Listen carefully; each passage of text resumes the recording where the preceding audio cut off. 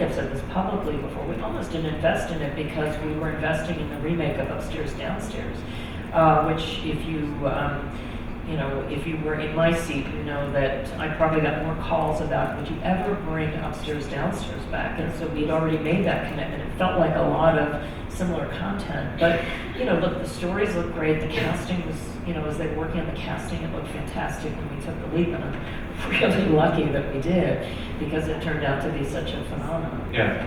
What did that mean for the service? I mean, did it help with corporate underwriting? Did it help with donations? It helped with that. It made us water cooler conversation again. And, I think that, we have moments when people really focus on, our work. So, sometimes people look in the rearview mirror and they think, well, there's never going to be another, great moment, great drama moment, or, in the case of nonfiction, the Civil War, which was the high watermark. Well, I'll tell you, also because of all these distribution platforms, Vietnam had as large a viewership as the Civil War.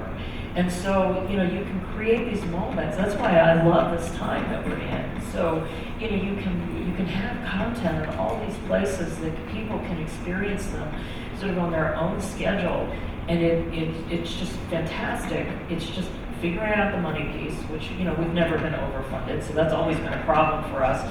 That's always shocking to people, but it's the truth. But also really being able to connect content to people when they want to do it is great. You just have to just really be willing to take some leaps and see how it all works out. Yeah, no, absolutely. You have a new head of content, actually, Gary Simon, who I've known for years. Good guy. Love him. He's what's he been tasked with? What was your sort of mandate when you brought Gary on board for him? We asked him, so when you bring someone in a new role like that, and for those of you who don't know Perry, he was for a number of years at NBC and in the must-see TV days, and then was the general manager at the BBC, and was most recently at Vulcan, so he has deep production experience. And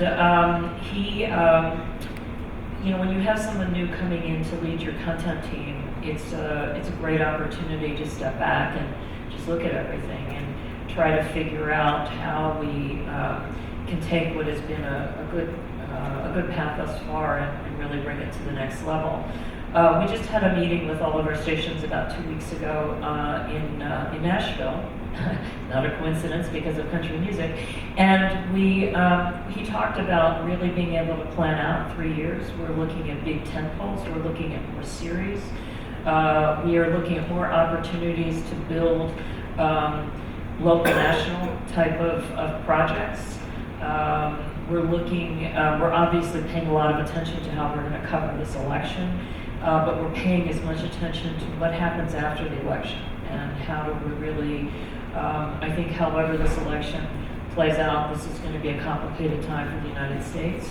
I think there's great risk the country will feel divided, and what can we do to try to bring people back together again. And so we're looking at some big initiatives around that. Yeah, as the most trusted brand, you kind of have a responsibility to something. And again, we can do something that has a national umbrella, a national footprint, but then also is really built out at the local level in parallel. So we're really thinking about that. I'm not going to talk about the project yet, but we'll be talking about it press room, I think. And I think that's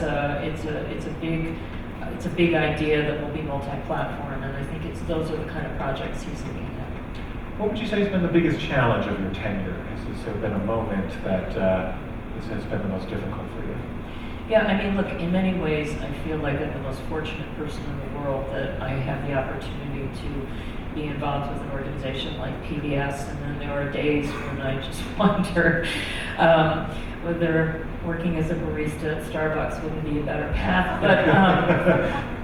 But I think that the most interesting, and put the money aside, because the money is always going to be just, I think for anyone that's working in this space, it's just always a question. But I think what is the most challenging is also the most exciting, which is this era that we're living in right now. It is hard to see that path forward of exactly what are the partnerships we should be building, what is the distribution strategy that really connects, how do we think about all of the different opportunities that sit in front of us? We have finite resources. I can't afford to just dump enormous amounts of money on different ideas and see what sticks. So we have to be judicious, but we have to take risk. And how you balance all of that is really a challenge, and making sure that I can keep all of our stations moving forward in that way. You know, we've done some great experiments. We've started something called Digital Studios, which was referenced in the hush bill at the top, which is our play on YouTube. And we did it because that's where a lot of older kids, younger adults, are spending more and more time. That's not taking producers that have worked in television and putting them on YouTube. It's finding a whole generation of talent that is their space, and figuring that out. We've had 2 billion views now, and that just continues to grow as a place. So I feel like we're making all the right bets. How we make sure that the public is finding us, I think those are the biggest challenges. How do we make sure that we're still connecting in? Those, I think, are really the things that keep me up at night. Well, you're talking about distribution, and we talked a little bit about the power of broadcast and how you can still put on big projects and make some noise. PBS Kids 24/7. That was a thing that you launched a year or two ago. 2 years ago. Talk a little bit about that. It's a digital network that's available on broadcast, local stations are carrying it. Talk about sort of the planning on that. I know that was another one where you were sort of, this is a real sort of risk to do something like this. Talk a little bit about that. So this felt like the craziest idea because we run about 8 hours of kids programming a day, but there are a lot of children who really rely on PBS Kids, and so the woman who runs our kids content came to me and said, we want to launch a 24-hour children's broadcast channel. And I said, you've got to be kidding. I mean, who's launching a broadcast channel now? And a lot of our stations were very early in multicast. And, but their bandwidth is already taken up. And so to try to suddenly dump a broadcast channel in the middle of all of it just seemed crazy. But she pushed pretty hard, and her argument is that the kids that we most want to reach, because, obviously all of our kids' content is curriculum-based, and it's all based on really curriculum for the littlest kids, and what we really try to focus on are kids that are not formal pre-K. And she said a lot of those are in homes where they're watching television over the air. There's nothing for them. And so, I pushed back, and they came back with a plan that would launch both a broadcast channel as well as a stream channel. And I've been very interested in moving us into streaming. We want to be part of the skinny bundles. We want to be part of, with our stations, we want to be part of being able to serve that interest of people that want to watch us on the digital platforms. And finally I was persuaded, and the money was such that I figured we could sustain it, because the one thing, this isn't like launching a new series.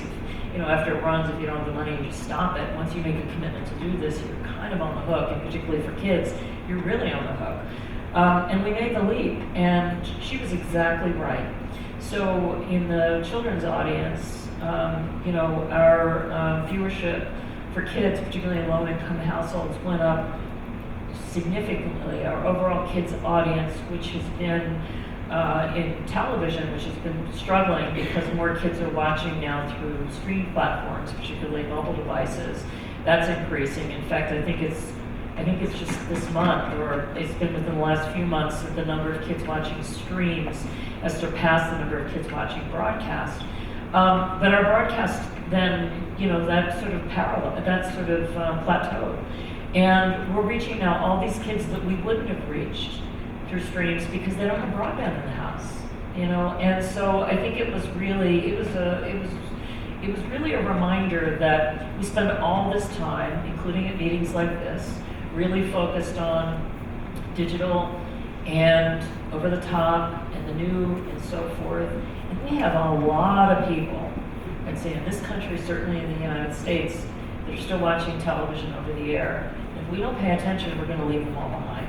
And so I think some people that are watching over there complement their content experiences with digital. but a lot don't have access to high capacity broadband. If you're a public broadcaster, that's your obligation. And so I'm really excited that we did it. I tell the story of being negative about it because Leslie deserves all the credit because she was just tenacious and she wouldn't let me say no. But I'm also, I like to think I'm a pretty smart boss that even though I said no, I didn't say no, go away, don't come back. I said, why don't you come back? And I kept channeling her into thinking about how can we do this more cost effectively?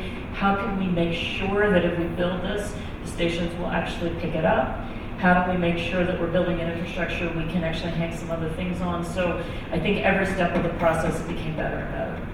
We're going to have time for a couple of questions from the audience. If anyone has a question, we've got a mic here, right here in the front row.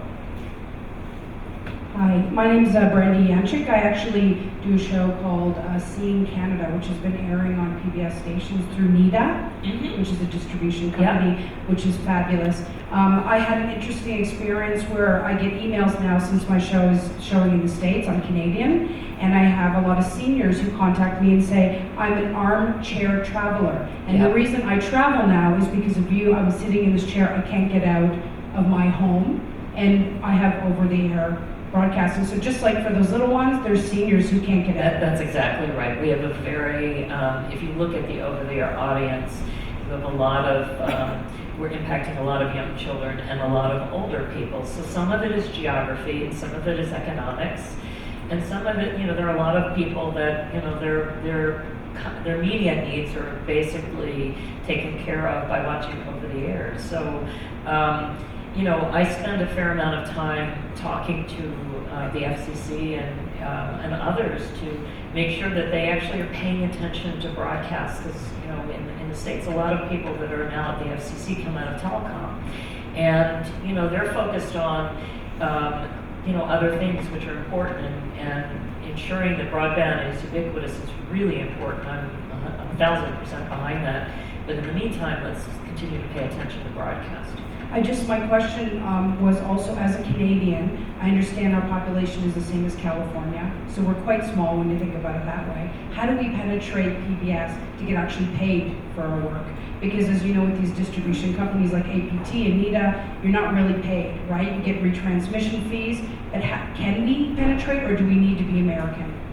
No, you don't need to be American. And I think as we continue to look at how to build out our content pipeline. We do work with a lot of Canadian companies at PBS as well. A lot of our kids' work in particular is done in partnership with Canadian companies. So, we're always interested in good stories. So keep pitching. Okay, keep pitching. Exactly. That's exactly what. Thanks so much. Any other questions? Over here. Thank you for a really interesting talk. One of the things that you've talked about a little bit and that the opening reel certainly made apparent is just how vast